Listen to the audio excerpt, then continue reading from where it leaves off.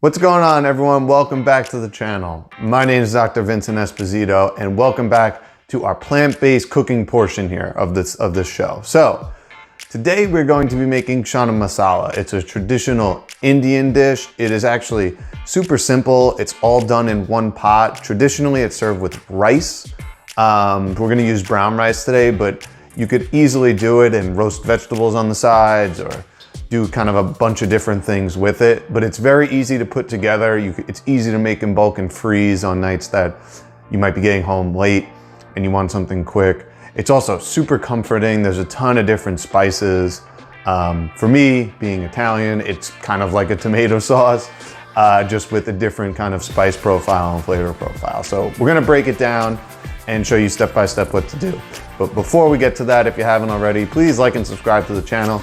Coming out with videos every week, everything health, nutrition, wellness, longevity, gut health, and plant-based recipes that not only taste good, they are good for you. So with all that said, let's hop right into the recipe. Okay, so we will start with chopping up some of our aromatics. Here we're gonna go with a red onion. Now we're gonna cut this one into half moons just to kind of give it a little texture. You can dice it if you really feel obligated here, but today we're gonna go with half moons. It'll give a little bit more body to our dish here, and I think that's kind of a good place to start when we're talking about red onions.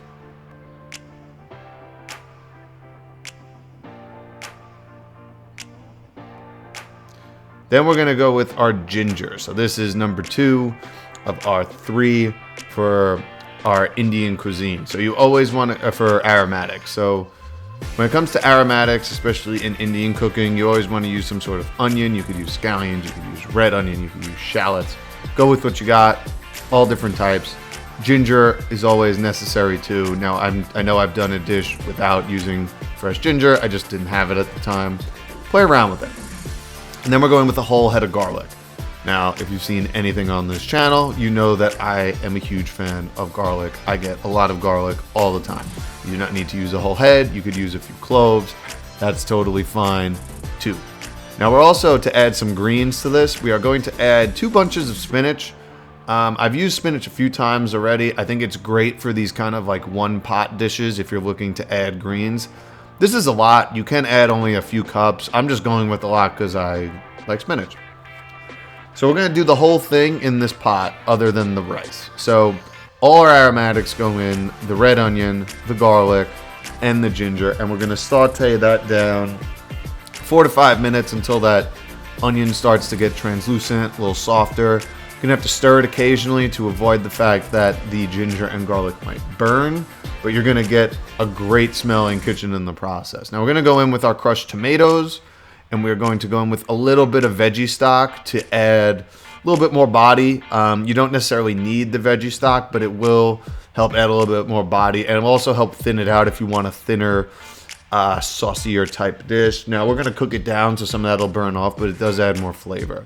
You saw we went in with chickpeas. We're gonna add a little bit of salt, and we're gonna add some pepper, and then we're gonna go in with our spices. So we're in here, we got some curry powder, we got garlic powder, onion powder, we got cumin, and we got paprika, and we're gonna give it a stir, and we're gonna bring this to a boil. Now, once it comes to a boil, we're gonna reduce our heat to a simmer, and we're gonna partially cover it. We're gonna cover it about halfway, as you saw there.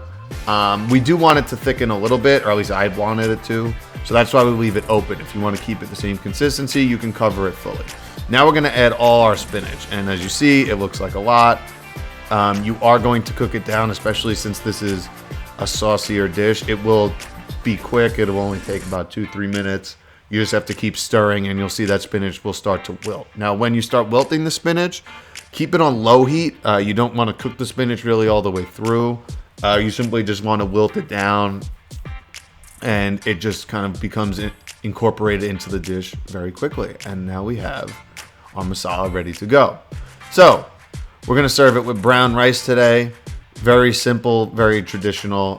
You can use any kind of rice you want. Today we're using brown basmati rice. You can use wild rice. You could use other forms of brown rice or quinoa or whatever you want. But we had brown rice today. I think that's what we're going with. We're going to add our masala to the dish. And listen, that's our dinner. Super simple. You have it in 1 minute or in 20 minutes. You could have a full dish. Now, depending on how long you cook it or how long you dance on the side, if you've seen my reflection, you could cook it down and add more flavors. I did this total probably around 20-30 minutes. You can cook it down further. That's really going to be up to you and the amount of time you have. So I hope you enjoyed this video. I'd love for you to give this recipe a shot. Let me know what you think. Please like and subscribe if you do, and let's chat in the comments. I will see you there. And until then, take care.